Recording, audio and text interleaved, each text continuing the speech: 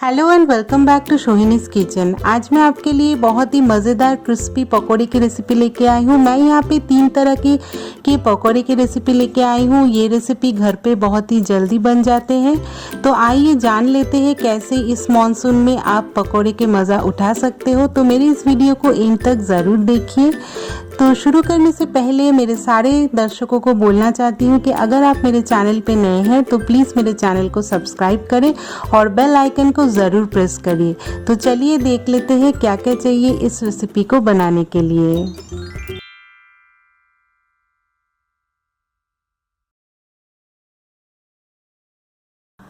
पहला जो पकौड़ा है वो है प्याज और कैप्सिकम के पकौड़े। तो 3 प्याज को मैंने लंबे पतले काट लिया है और एक बड़े साइज कैप्सिकम को मैंने लंबे पतले काट के रखा है। सेकंड जो पकौड़ा है वो है नूडल्स का पकौड़ा। इसको मैंने मसाला और पानी से उबाल के ड्राई करके रखा है और इसके लिए एक प्याज छोटे कटे हुए चाहिए। थर्ड पकौड़े के लिए एक आलू मैंने गोल गोल शेप में पतले कट के रखा है। फिर मुझे चाहिए 1 कप जैसा बेसन, 4 से 5 बड़े चम्मच यहाँ पे कॉर्नफ्लावर चाहिए, लाल मिर्च के पाउडर आपके स्वाद अनुसार, 1 छोटा चम्मच बेकिंग पाउडर चाहिए होगा। फिर मुझे यहाँ पे चाहिए 4 से 5 हरी मिर्ची बारीक कटी हुई, 1 चम्मच यहाँ पे अजवाइन का पाउडर चाहिए और 1 चम्मच जीरा पाउडर, नमक स्वाद अनुसार चाहिए और मुझे चाहिए होगा हींग।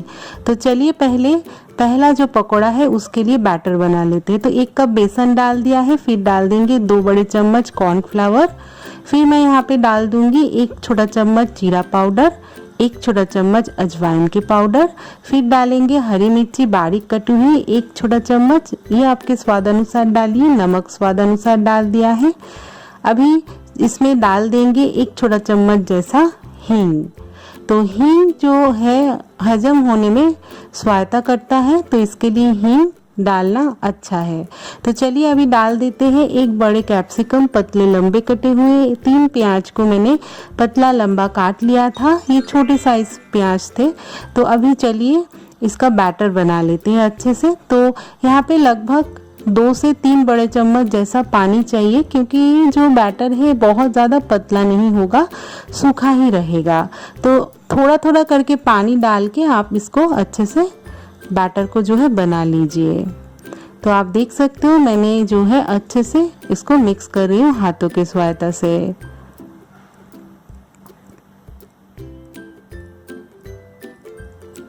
लास्ट में जो है थोड़ा सा नमक या आप चख के देख लीजिए कि ठीक ठाक है कि नहीं। तो करीबन 2 से 3 बड़े चम्मच जैसा मैंने यहाँ पे पानी का इस्तेमाल किया है। पकौड़ा है उसके लिए बैटर रेडी कर लेते हैं। 1 कप बेसन, नूडल्स, 1 छोटा चम्मच अजवाइन और जीरा पाउडर डाल दिया है, 1 प्याज छोटे कटे हुए डाल दिया है, फिर डाल दिया है 2 बड़े चम्मच कॉर्नफ्लावर, हरी मिर्ची बारीक कटी हुई 1 छोटा चम्मच, नमक स्वाद अनुसार और 1 छोटा चम्मच हींग डाल दिया है। अभी थोड़ा सा पानी ऐड करेंगे और इसको अच्छे से बैटर को बना लेंगे।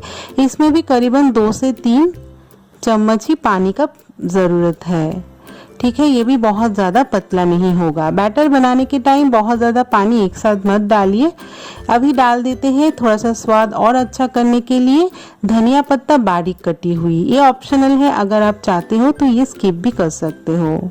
बहुत ज़्यादा पतला हो जाए तो कॉर्नफ्लावर 1 चम्मच और 1 चम्मच बेसन भी डाल सकते हो। अभी डीप फ्राई करने के लिए 1 कप जैसा ऑयल डाल दिया है यहाँ पे, इसको अच्छे से गर्म कर लिया है। फिर इसमें छोटे छोटे पकौड़े के साइज में पहला जो पकौड़ा है प्याज और कैप्सिकम का, उसका मिश्रण डाल देते हैं। अभी गैस के फ्लेम को आप मीडियम से हाई में ही रखिए।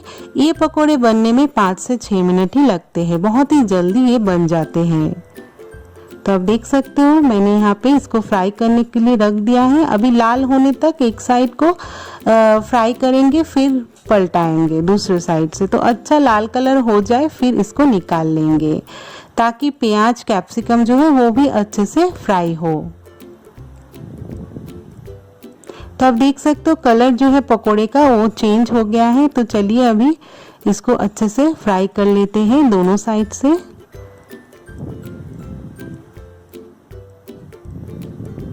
अभी इसको निकाल लेते हैं। प्लेट के ऊपर टिश्यू पेपर रख के इसको पकोड़े के जो है निकाल लेते हैं, ताकि एक्स्ट्रा जो ऑयल है वो एब्जॉर्ब हो जाए। तो चलिए दूसरा जो पकोड़ा है नूडल्स का पकोड़ा वो डाल देते हैं। ऑयल तो गर्म ही है, तो चलिए तो एक छोटा चम्मच जैसा मिश्रण को डाल के छोटे छोटे पकोड़े के साइज में इसको फ्राई कर लेते हैं। इस टाइम पे गैस के फ्लेम को आप बढ़ा के ही रखिए, मीडियम से हाई में। और इसमें भी 5 से 6 मिनट ही लगते हैं, बहुत ज़्यादा टाइम नहीं लगता है। लाल होने तक इसको फ्राई कीजिए, फिर इसका दूसरा साइड भी पलटाइए। तो आप देख सकते हो धीरे धीरे करके कलर चेंज हो रहा है, थोड़ा सा और करना बाकी है।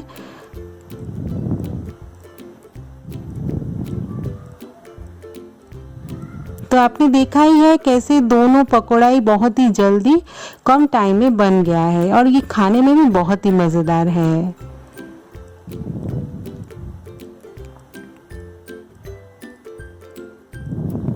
तो चलिए पकोड़े के निकाल लेते हैं। सेम तरीके से एक प्लेट के ऊपर टिश्यू पेपर रख के पकोड़े को जो है निकाल लेंगे।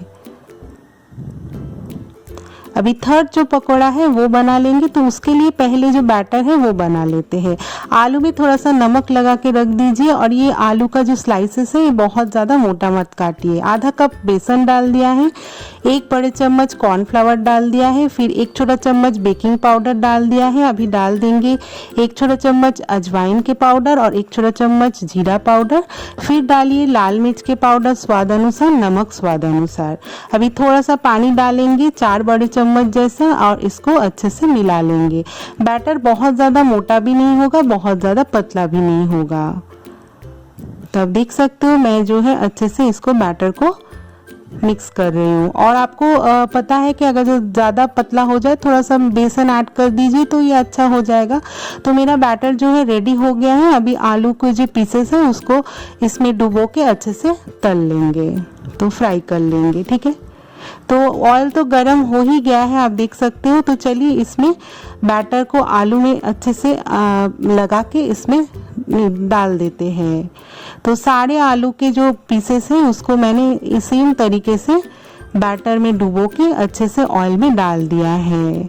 अभी दोनों साइड से हल्का लाल कलर आने तक इसको फ्राई करना है। इस टाइम पे गैस के फ्लेम को आप बढ़ा के ही रखिए, तो 5 से 6 मिनट के अंदर ये पकोड़ा भी रेडी हो जाता है। और आलू के जो पीसेस है बहुत ज़्यादा मोटा मत काटिए, तो होने में टाइम ज़्यादा लगेंगे। तो आप देख सकते हो बहुत ही अच्छे से हो रहा है। अभी दूसरे साइड से पलटा रहे हैं, एक साइड हो जाएगा तो दूसरे साइड से पलटा देंगे। बहुत ही अच्छा कलर आ गया है इसका। तो आपने देखा है कैसे बहुत ही जल्दी कुछ ही इंग्रेडिएंट में मज़ेदार पकोड़े बनाया जा सकता है।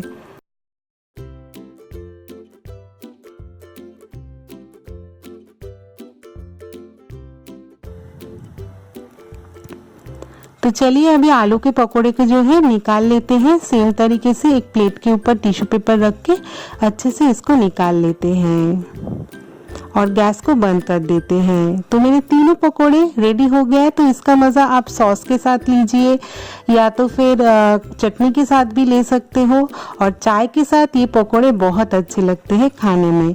तो आपको दिखा देते हैं कैसा बना है। बहुत ही क्रिस्पी है, अंदर से सारे जो इंग्रेडिएंट है वो अच्छे से फ्राई हुए हैं। तो ये 3 पकोड़े का मज़ा ज़रूर उठाइए। और आज की रेसिपी अगर आपको अच्छा लगा तो प्लीज़ मुझे कमेंट करके बताइए और घर पे ज़रूर ट्राई कीजिएगा। देखने के लिए बहुत बहुत धन्यवाद। Thank you for watching.